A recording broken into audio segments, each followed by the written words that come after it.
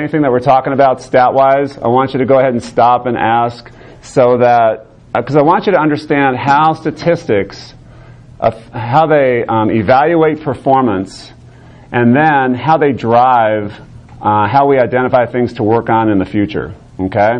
So we're gonna just start out with taking a big overview of the stats, and then we're going to dive into a few specific examples. Okay? So the first thing I want you to do is, let's go to, it might be easiest to take the last 2 pages, since that that last little bit is shown on 2 different pages, and just tear it apart. And let's take a look at the day at the very bottom. So you can see for the day as a team, on that bottom line we passed 120 balls. Our passing average was 2.05. 43% of our passes were 3-option passes, and 14% of the passes, the attempts that we had, we got aced. Okay? So now, Z or Jay or Eddie, can you talk to the team kind of about what our goals are when it comes to passing, and why, and kind of how these numbers relate to what we want to be trying to achieve nationally? Do you remember from last year? Yeah.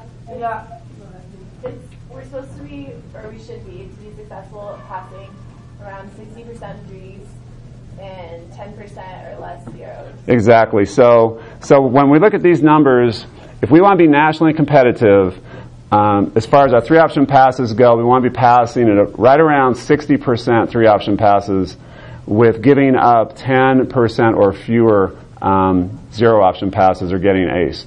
If we're doing that, then our passing average, which right now is 2.05, it'll be closer to 2.20 or higher.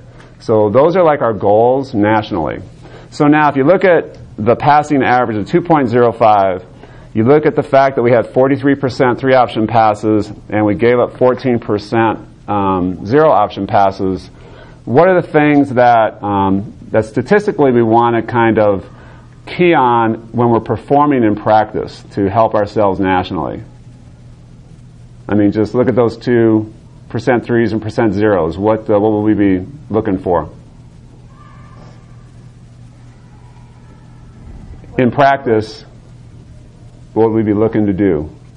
Well, if you were to pass 10 balls, you want 6 to be threes and 1 to be a 0. Exactly, right? So we want to start taking these national averages that we're shooting for, and we want to start trying to create them in practices. And, you know, Eddie's example there, if we receive 10 balls, we should figure 6 of them at least should be 3-option passes, and we should only get aced once or less for every 10 balls that we're receiving, individually and as a group. Okay? So you know when we do the passing off live servers and we're statting you guys, you can go over there and count your numbers, and you can see if you're close to these national averages just by looking at, okay, I had 5 attempts. If I have 5 attempts, 3 or more of them have to be threes, and I should be giving up like no 0-option passes out of 5, about 1 out of 10, about 2 out of 20. Does that make sense? So you can use 5 attempts as like a measuring stick, I guess. You know, 3 out of 5 with not getting aced. 3 threes out of 5, you're going to be functioning at a really good percentage. Make sense? So we can start looking at our performance numbers that way. Now, how do we improve our performance? If we take a look at the fact that we had 43% 3-option passes, then you can look up and you can see how each person did. So Z, you had 34 attempts, you passed 1.85, 38% were 3-option passes, and 21% were 0-option passes. So what can you do right away, or what can you work on right away to help drive your average up? Minimize my errors. Exactly. If you can decrease the percent of 0-option passes that you give up and just turn those into 1-option passes, your percent of zeros goes down. At the same time, it'll drive up your average. Does that make sense? So you could go from a 1-8 passer to like a 2-0 passer just by, eliminating half of those 0-option passes. Does that make sense? So just by giving up fewer aces, and that's not a technical thing, I don't think. I think that's just kind of like a concentration and effort thing. You know what I mean? Tough serve comes at you, you can like push it up, up in the air somewhere, and turn what could be an ace into a one. Make some sense? Yeah.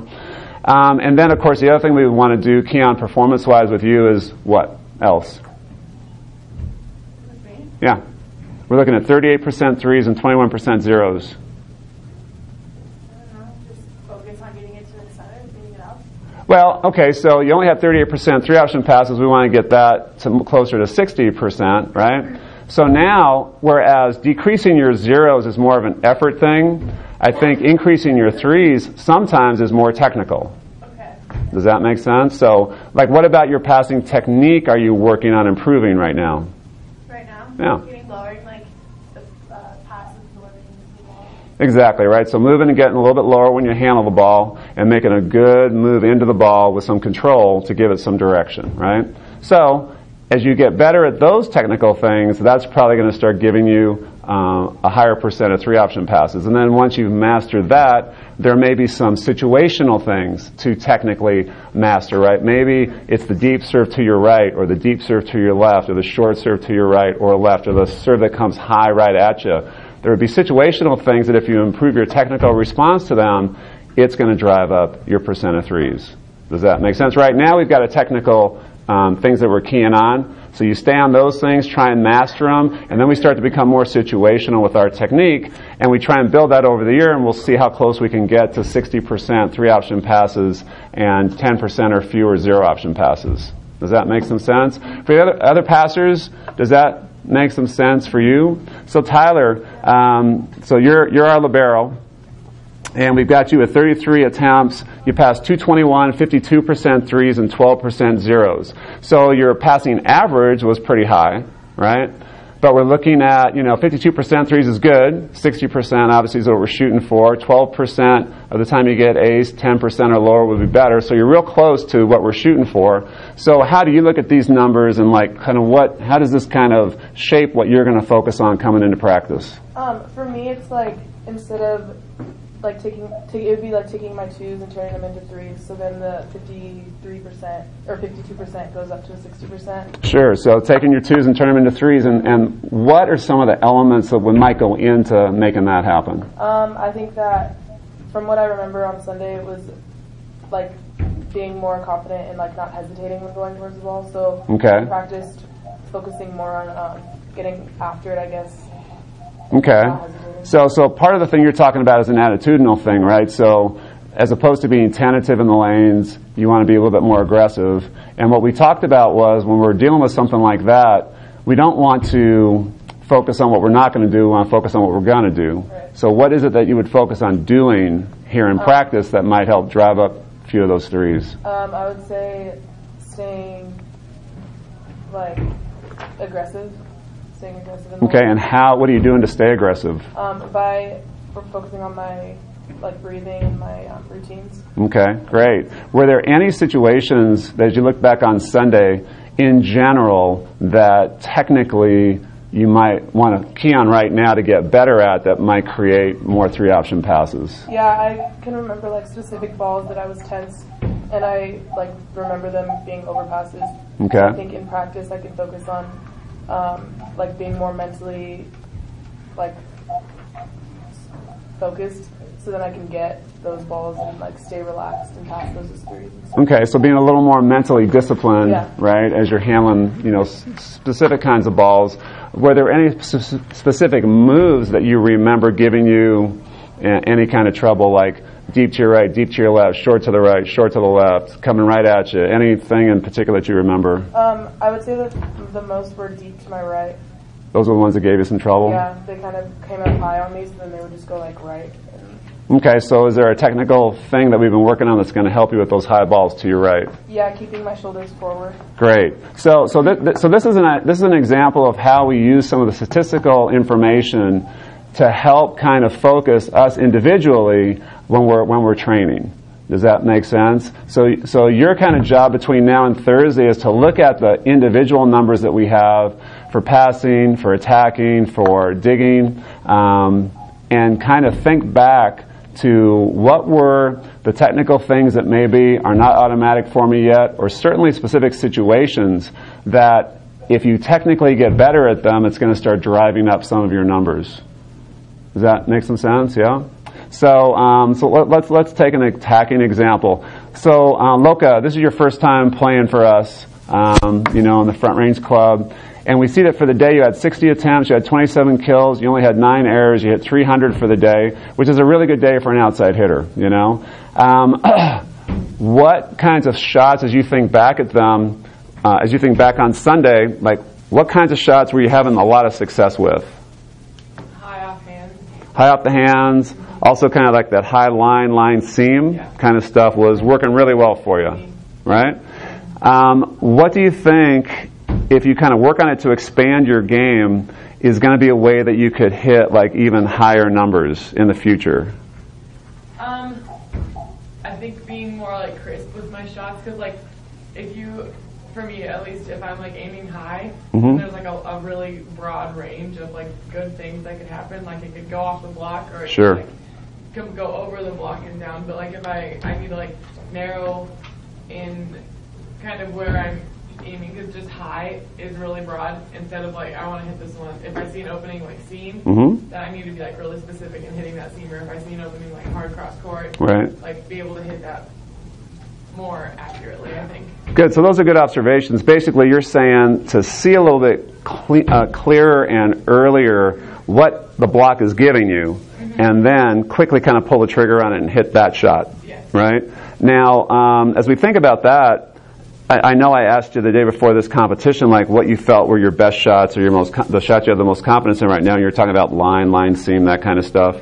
So, is it safe to say that as we go into the next, month or so of training, that you would now be trying to work to expand your shot selection so you could hit like high deep cross court as well as high sharp cross court, right? So again, this is the way we can kind of use the numbers to help shape what we're going to focus on in our training for the next few weeks. Because I actually thought all of you guys hit well, for the day on Sunday. We hit 294 as a team against the best teams in the region, which is, that's a great first day.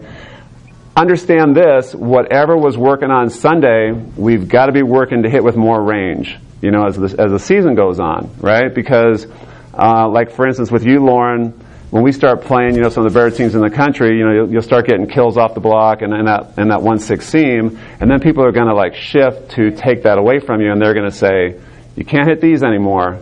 So now you're going to have to go high cross, sharp cross, hit better shots off the block because the block's going to be out a little bit wider on you. Does that make sense? So we've always got to be training with kind of this bigger picture in mind, that when we're playing against the best teams in the country, we basically got to be able to do it all. We got to be able to hit the entire court, high, sharp, deep, short.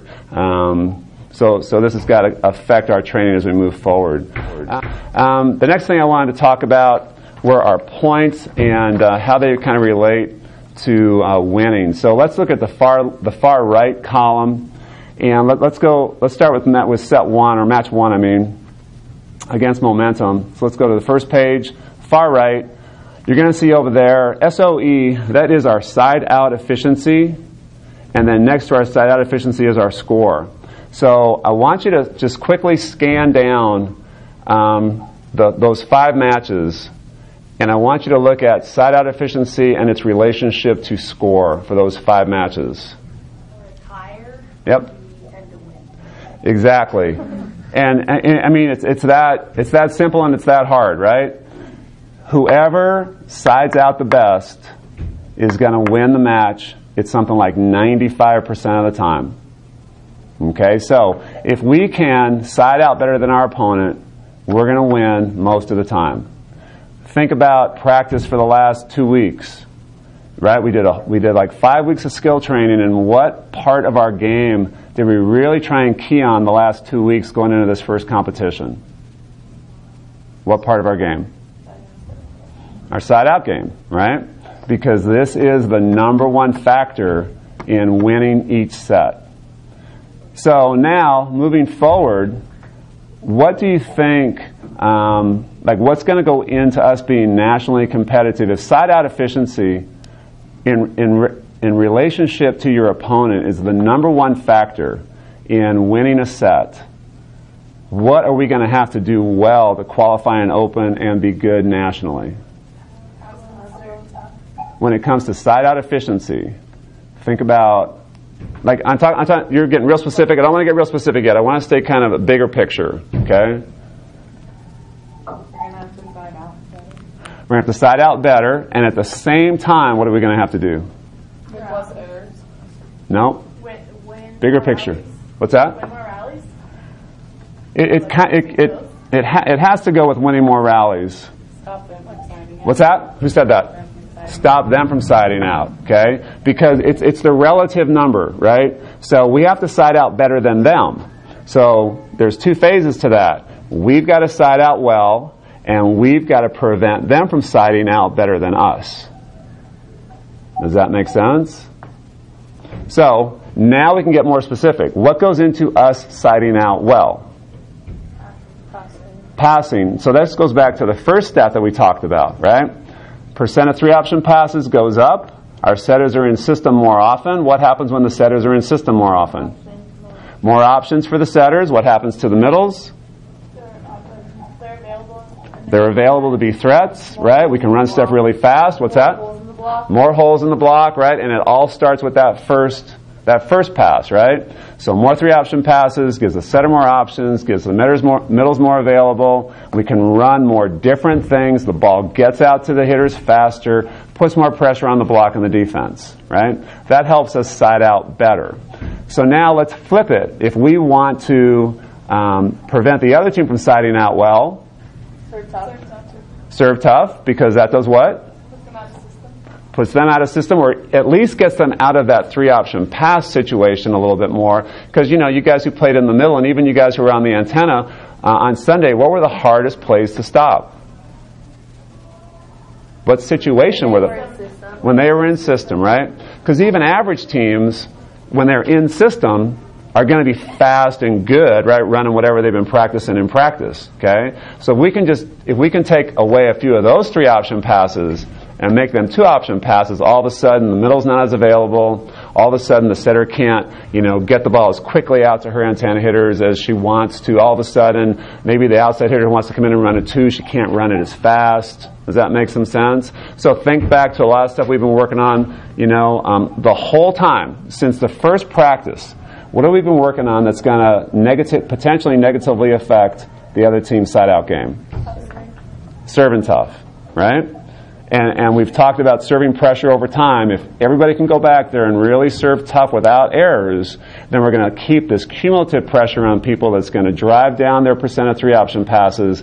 It's going to give our block a chance to get two people in front of their hitters or three people in front of their hitters more often, give them less options to hit, make it harder for them to kill the ball, make it easier for our defense to pick balls up, and then get into transition. And it all starts with our serving, right?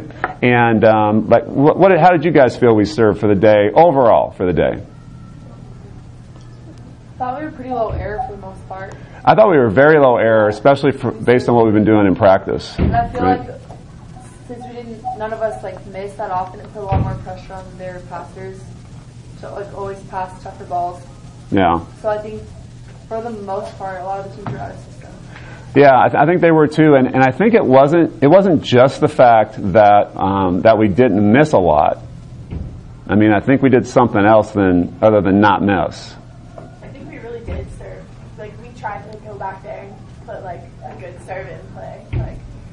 I agree. We didn't just try to get it in. We tried to put some pressure on them. Yeah, I agree. I thought we had some really good low, hard, flat, hard, low, deep, hard, flat, low, hard, deep, flat, hard, low serves. Yeah. Over and over and over. And we didn't err, and I think that was the key. That we could generate that kind of pressure kind of over and over and over. I don't know if you guys remember, but in the first set, I think it was either the first set against CJ or the first set against CVA, but it was the first time all day I think we missed 2 or 3 serves in a row. You guys remember that? Yeah. And all of a sudden we lose that set. Yeah. But then we didn't miss anything after that in that match. So it was that mounting pressure that we put on them that started to hurt their service receive passing. So going back to these side-out efficiency numbers, you can see like in the first set against Momentum, we side out at 83%. They were at 25%. We beat them 25-7. Second set, we side out at 58% to their 29%, and we beat them 25-14, right? So in the second set against Norco, I've highlighted anytime somebody went over 60% in their side-out efficiency. So in the first set, they sided out at 67%, beat us 25-19. In the second set, we sided out at 62% to their 56, and we beat them 27-25. In the third set, they were at 88%, and we were at 38%, and we lost 7-15. Let's take a look at that second set for a second. 62% to 56% is what we won that side-out game, and we beat them by 2 points. So give me kind of your impressions. I know you can't remember because it was, the third of 13 sets that day. But can you give me kind of your impressions from a number standpoint? Like, how close do you think that is? Like, what's the difference, do you think? 1 or 2 points. Yeah. When you say 1 or 2 points, I mean, like, like, give me a little more than 1 or 2 points. You know what I mean? But like, kind of like how much difference is that, do you think, or can it be?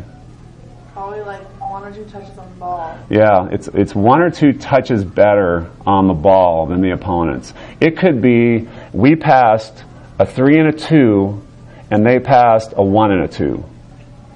You know what I mean? Like, that could have been the difference in that match. It could be that we took one option pass and threw it out to somebody, and they killed it. We did it one more time better than they did in our side-out game. Does that? I mean, like, I just want you to have have an appreciation for like how close the differences can be between winning and losing statistically. Does that make some sense? So, with that being said, as you kind of think about that, like, what does that mean to you? How do you interpret that? I mean, what does that say to you?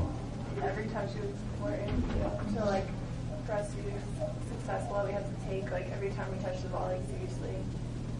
Yeah, I think that's great. I think that trying to look at every touch as the touch that could be the difference between winning and losing this set.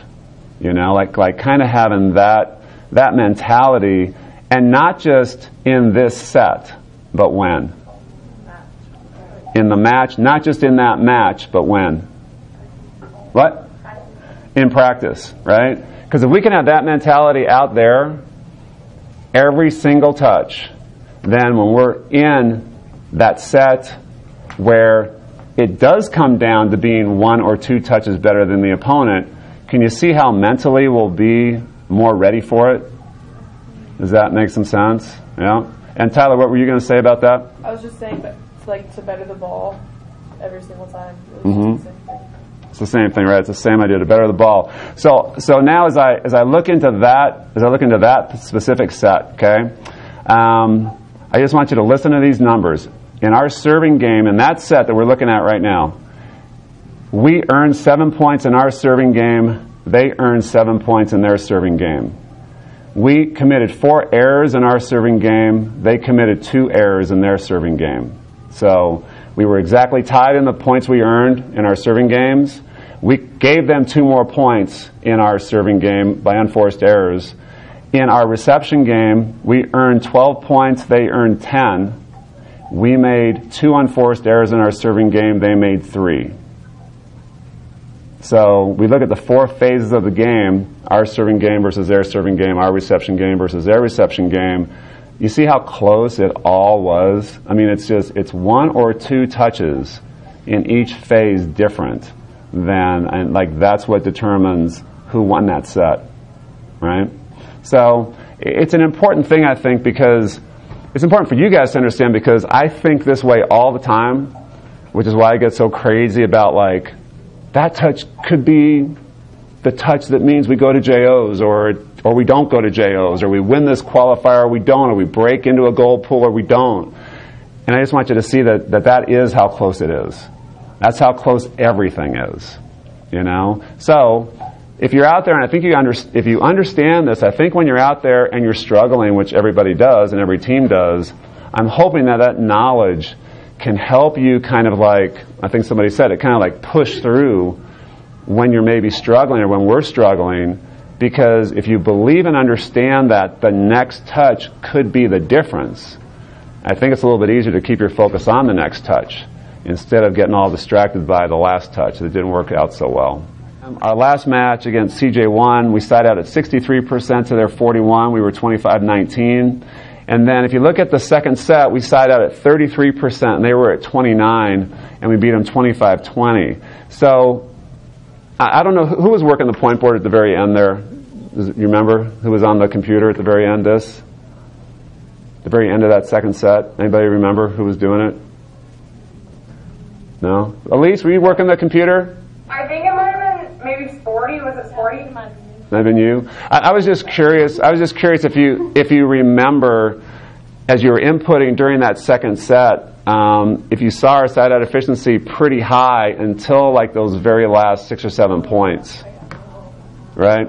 So because we had that huge lead, 24-12, right? I remember that now. Right, yeah. And so that said to me that we were probably siding out at like 60, 65, maybe even 70% up to that point. And then all of a sudden, we kind of hit that spell where we gave up 6 or 7 points in a row. And just those 6 or 7 points in a row could have taken us from like 70% side-out efficiency all the way down to whatever it was there, 30-something, 33%, right?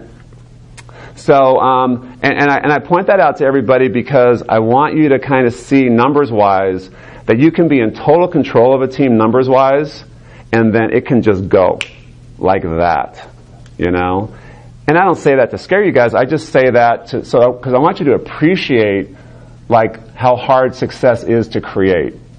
Does that make sense? And it's hard to create. When you start creating it, you've just got to work to keep going and keep going and just keep creating the thing, because it can like vanish that quick, right? So, but it was we had run such a big lead on them up to that point that little break didn't hurt us at all, and that was great because we had worked so hard and had the huge lead, and even that little break that really probably cut our side-out efficiency in half, it didn't really affect us negatively in that match. So it's good, but it's something to kind of think about in the future.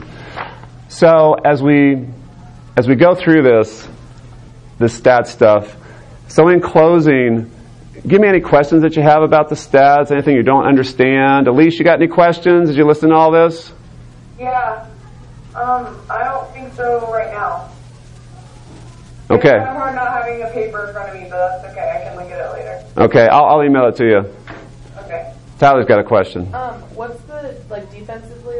What is the percentage that you want us to be at? Yeah, the defensive numbers, and this number, especially early in the year, we don't exactly nobody really keeps this right. The defense is a stat that kind of I like to keep. So if Eddie's playing right back and a kid tips the ball and, Eddie doesn't dig it, she gets a minus. If a kid hits it at her, she digs it, we can play it, she gets a plus. A ball deflects off the block, Eddie can't get to it, it's a minus. in that three-play example, she dug once, she dug 3 times, she had 3 attempts, got 1 ball up, 33%. To be nationally competitive, we've got to be digging about 70% as a team. Okay? That's 70% or higher. And, it's a hard number to create against the better teams in the country because they're going to play so big. They're going to hit so high, so deep that the same thing that we're trying to get good at. That they're going to make the court really big. So I felt like a lot of those teams on Sunday they kind of hit pretty small. You know what I mean? They weren't really pushing you guys into back 5 and deep 1-6 with velocity very often. It happened every once in a while, but not a ton. So that's something that, the 70% it's a relative number. We got to create that against top level 18 open teams. Now we created it against teams that are good, but nobody that medaled at JOs last year, not yet. Does that make sense? So we should be against teams like we played on Sunday, we should be digging more at 75, 80 or higher against teams that are around here. And then when we get against really good teams, it's going to be really hard to get up to around 70%. So You know, but that's what we're going to be shooting for. That's a good question. What else? Other questions? Yes? For attacking, like the AE, is that like almost percentage? A good question. So under attacking, you've got attempts. That's every time you got a set. Your kills are any ball that hit off the block, you hit, you know, that somebody shanked it or you hit the floor, right? That's your kill. The errors, now the errors here are going to be different than your errors on the point board. On this attacking board, all of your errors are counted. So if you get stuff blocked, that's an error. You hit it in the net or out of bounds, that's an error, right? So we take the errors, we take your kills and subtract the total errors. So like for Z, she had 28 kills, she had 10 errors. So we take 28 minus 10, so that's 18. We take 18, so she's plus 18 basically, divided by her 73 attempts. So that's her attack efficiency, and that's the AE. Attack efficiency, and she was 247. Okay. Does that make sense? What should that be around for like a middle? For a middle, we would like them to hit 400 or higher. For right sides, we'd like them to hit 350 or higher. And for left side hitters, we'd like you guys to hit 250 or higher. And this is like kind of like in ideal situations. I mean, there's going to be a lot of times, especially against really good teams, where our left side hitters are going to hit like 080, 090, 110, 120, and we're going to beat somebody, and it's just going to be a digging war, you know? Just is. Remember JOZ? Remember any matches like that? Every single one. Every single match. Nice. Those are good questions. What other questions do we have about it? What's like what should like the team be? Oh, for the attacking. I mean, if we're having a good match, if we're as a team hitting 300 or higher, then it's a really good match. But there's going to be times when, you know, we're playing somebody good and they're digging well and blocking well and we're digging well and blocking well, and, you know, we're going to hit as a team maybe 180, 190, and we're still going to win. You know, so ideally we'd like the team to be at 300 or higher, but against really good teams, that's going to be a hard thing to create. Because if they're digging at 70%, right, then we're going to be hitting probably below 300. Does that make sense? Just with unforced errors and stuff. So, any other questions? Good.